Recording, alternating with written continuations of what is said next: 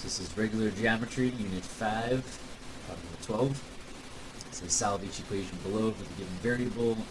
Check your answer. Okay, so for this one we're going to have to distribute combine like terms, solve for x. So we distribute here, we get 8x plus 20 minus 11 equals 4x minus 3. Combining like terms over here, we get 8x plus 9 equals 4x minus 3.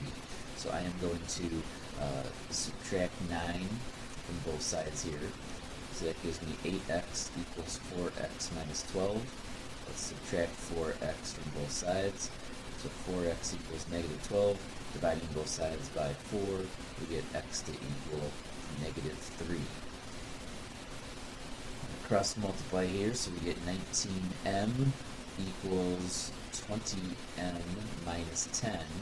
So let's subtract 20m from both sides. 19m minus 20m is negative m equals negative 10, so then positive m equals positive 10. This looks like a quadratic that we're going to have to try and factor. It's a little bit tricky because we have this 3 in front here. So let's kind of visualize our generic rectangle here. And we got our box and diamond problem here. So we got 3p squared negative 8. That multiplies to give negative 24p squared. We want it to add to be 10p. So we need two things here. Multiply to give negative 24p squared and add to give 10p. So factors of 24, let's try 12 and 2. How about positive 12 and negative 2?